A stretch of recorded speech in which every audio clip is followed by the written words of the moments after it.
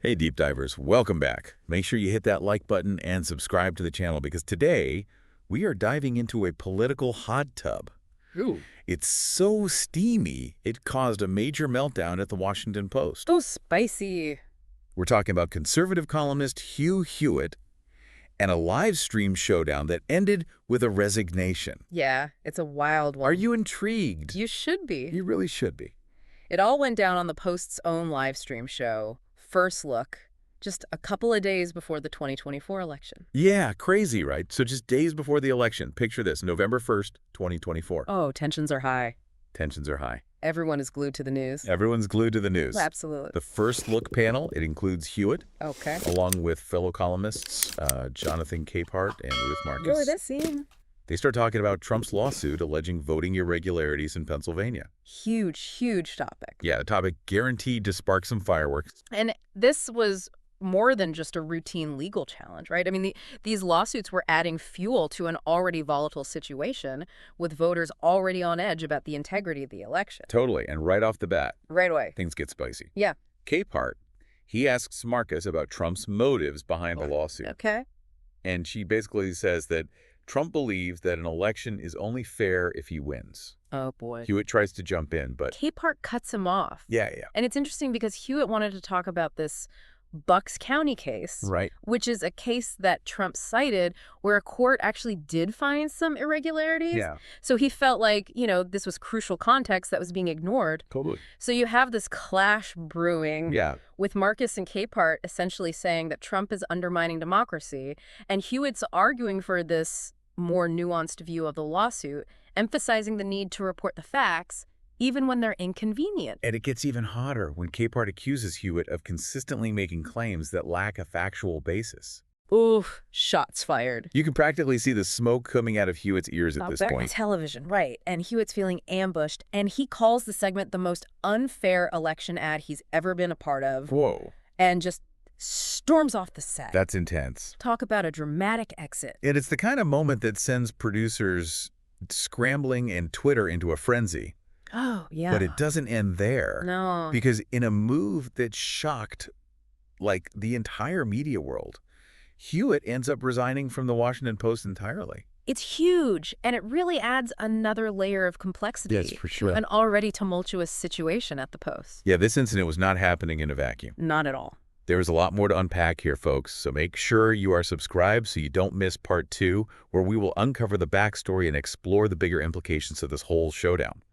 But before we jump into that, head to the comments, let us know what you think. Was Hewitt justified in walking out? Was this a case of media bias or just a heated debate gone wrong? We want to hear your take. So, remember how we mentioned that the Washington Post was already in hot water before this whole thing? Well, this Hewitt situation, Oh, yeah. it kind of throws gasoline on that fire. Right, because it wasn't just about, one columnist having this outburst, right? Yeah. It really played into this larger narrative. Yeah. About the Washington Post, its ownership, and its role in covering the election. Exactly. The Post had been under intense scrutiny because the owner, Jeff Bezos, had refused to let them endorse a presidential candidate. Yeah, interesting. And critics saw this, as an attempt to control the narrative, especially since Bezos, who, of course, is the founder of Amazon, is seen by some as having his own political leanings. Okay, so you have this backdrop of simmering tension about media influence and ownership bias, and then Hewitt's very public resignation. Exactly. It's a perfect storm. And this leads us to a bigger question. Can traditional media institutions like the Washington Post even survive in this current climate?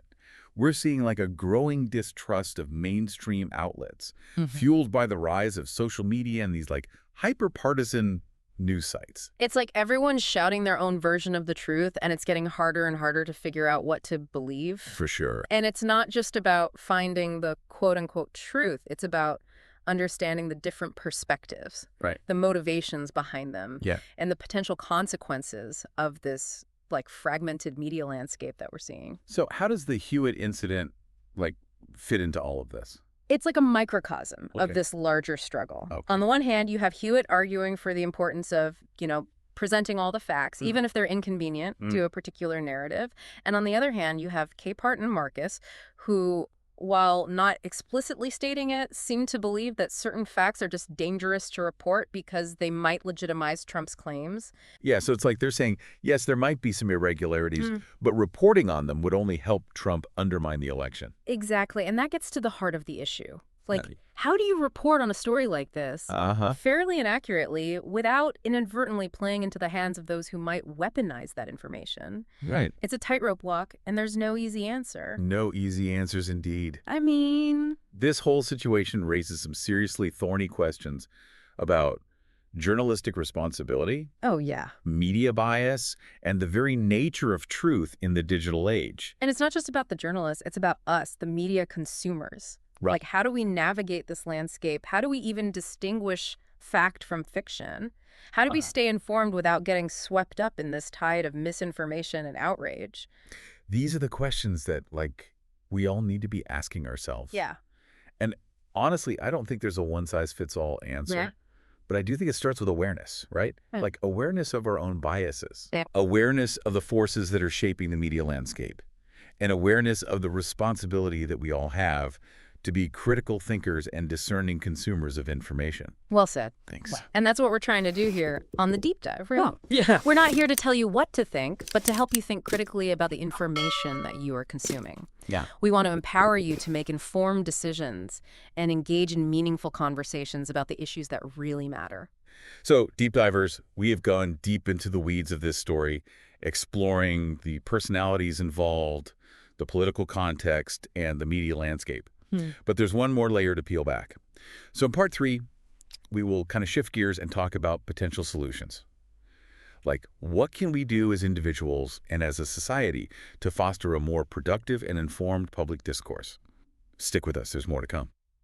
Okay, deep divers. So we've explored this whole Hewitt meltdown and the Washington Post drama and talked about the state of the media today, but now I kind of want to talk about solutions. What can we even do to navigate this messy information landscape Yeah. and have more productive conversations about politics, It's a tough question, It is. but I think the first step is just acknowledging that there's no magic bullet. Right. There's no one app Yeah. or news source that's going to solve this problem. It's Yeah. going to take a conscious effort from all of us. Okay, so what does that effort even look like? What are some concrete things that we can actually do?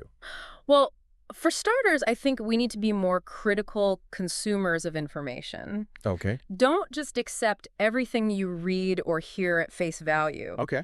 Ask yourself, who's saying this? Right. What's their agenda? What evidence are they basing this on? It's like being a detective, right?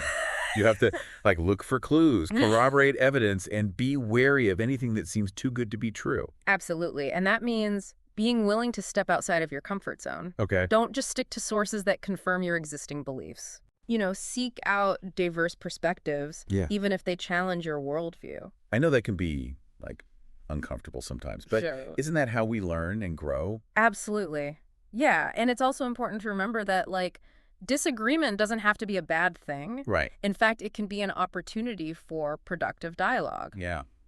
The key is to approach these conversations with respect, Yeah. empathy, and a willingness to listen. So instead of trying to win the argument, we should be trying to actually understand where the other person's coming from.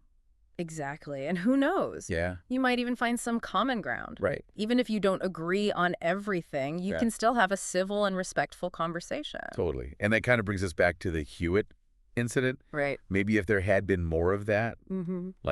willingness to listen and to understand the nuances of the situation, things wouldn't have escalated to such a dramatic level. Yeah, it's definitely food for thought. It is. Ultimately, I think this whole saga underscores the need for a more nuanced and thoughtful approach to political discourse. Okay. We need to move beyond these simplistic narratives and engage with the complexity of these issues. So it's not about finding easy answers, but about asking the right questions Yeah. and being open to different perspectives. Exactly. And it's about recognizing that we're all in this together. Yeah. We all have a stake in creating a society where we can have these difficult conversations without resorting to shouting matches or character assassinations. So deep divers, as we wrap up this deep dive, we want to leave you with a challenge, right? The next time you find yourself in a heated political discussion, Take a deep breath. Take a deep breath. Remember the lessons we've discussed? Yeah, And try to engage with the other person in a respectful and meaningful way. for sure. Who knows, you might be surprised at what you learn. Yeah, and don't forget to like and subscribe and leave your thoughts in the comments below. Until next time, keep diving deep